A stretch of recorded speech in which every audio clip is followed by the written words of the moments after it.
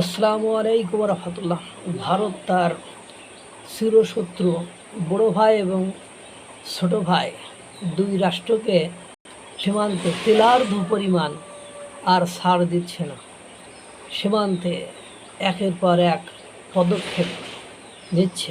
আপনারা জানেন বাংলাদেশের সাথে কত হাজার কিলোমিটারের সীমান্ত রয়েছে আপনার ভারতের।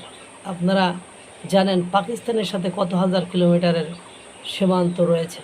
ইতিমধ্যে বাংলাদেশ সীমান্তের কাছাকাছি ভারত সামরিক দুর্গ পর্যন্ত গড়ে তুলেছে এবং একটি যুদ্ধ বাঁধলে যুদ্ধের সকল প্রস্তুতি নিয়ে রাখছে এবং অরক্ষিত কাঁটাতারবিহীন যে সকল সীমানা ভারতের ছিল বাংলাদেশের সাথে, সেগুলো পশ্চিমবঙ্গের বিজেপি সরকার পাশ করার পরে ইতিমধ্যে জমি অধিগ্রহণ শুরু করেছে এবং কাজও শুরু করেছে এবং এই কাজে যাতে হস্তক্ষেপ না হয় সেজন্য কেন্দ্রীয় শাসিত সরকার ব্যবস্থা গ্রহণ করেছে এবং স্পেশাল ফোর্স পর্যন্ত পাঠিয়ে দিয়েছে। পাশাপাশি বাংলাদেশের বড় ভাই পাকিস্তান বা ভারতের চিরশত্রু তার সীমান্তে যুদ্ধের সকল প্রস্তুতি নেওয়ার জন্য খালি করা পর্যন্ত শুরু করে দিয়েছে। পাকিস্তানের সাথে ভারতের প্রায় ৩,৩০০ কিলোমিটার দীর্ঘ সীমান্ত।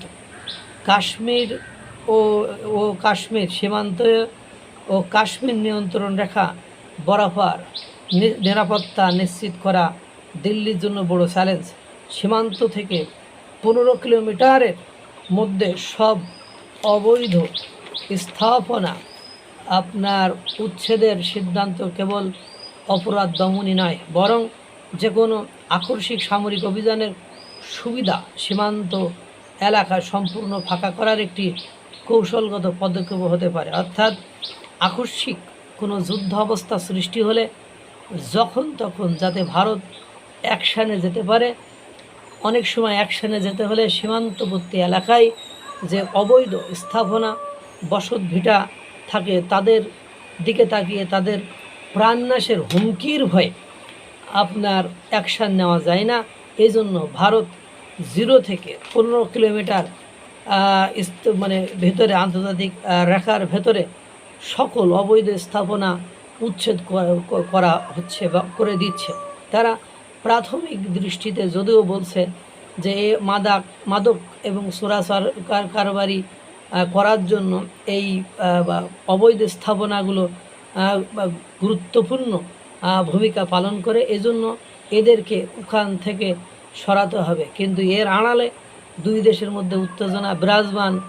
উত্তেজনা এর আগে আপনারা জানেন যখন আপনার পেহেলগামে হত্যাকাণ্ড করা হয় তখন পাকিস্তানকে পাকিস্তান এই কাজ করেছে এই কথা বলেই পাকিস্তান এবং ভারতের মধ্যে এক রক্তক্ষয়ী যুদ্ধ সংগঠিত হয়। পরবর্তীতে সেটা বন্ধ হলেও উত্তেজনা কিন্তু বন্ধ হয়নি। এরপর থেকে ভারত তাদের পক্ষ থেকে যত পদক্ষেপ নেওয়া সব কূটনৈতিক, সামাজিক, রাজনৈতিক, সাংস্কৃতিক এবং পানিগত বিভিন্ন সিন্ধু চুক্তি, এ চুক্তি, সে চুক্তি বা যত দিক থেকে পাকিস্তানের নাটবল্টুকে টাইট দেওয়া যায় সেটা দিয়ে দিছে। এখন পাকিস্তানের অবস্থা অত্যন্ত ভীতিকর, ভয়ানক এবং ক্ষতিগ্রস্ত। কারণ পাকিস্তানের বিদ্রোহী গোষ্ঠীতে ভরা। এই বিদ্রোহী গোষ্ঠী যেমন বালুচিস্তান লিবারেশন আর্মি কে বলা হয় ভারত সমর্থিত বিদ্রোহী গোষ্ঠী এবং তারা ইতিমধ্যে দেখলাম নারী কমিটিও ঘোষণা করেছে বা নারীরাও বালুচিস্তান লিবারেশন আর্মি নারীরাও বর্তমান সময়ে যুদ্ধের প্রস্তুতি নিচ্ছে। কারণ ওই সরকারের উপর পাকিস্তানের সরকারের উপর তাদের আস্থা নেই। সব কিছু মেলায় পাকিস্তান এখন নাজেহাল অবস্থায় রয়েছে।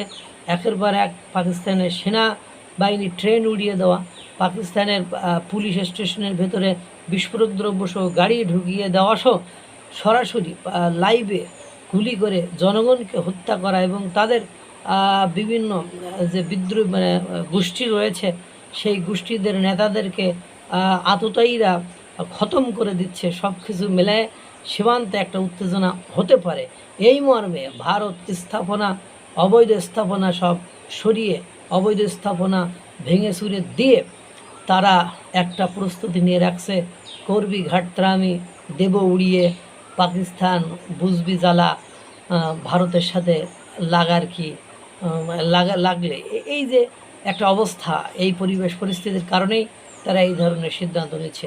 আল্লাহ তাআলা সকলকে ভালো রাখুক, সুস্থ রাখুক। আসসালামু আলাইকুম ওয়া রাহমাতুল্লাহ।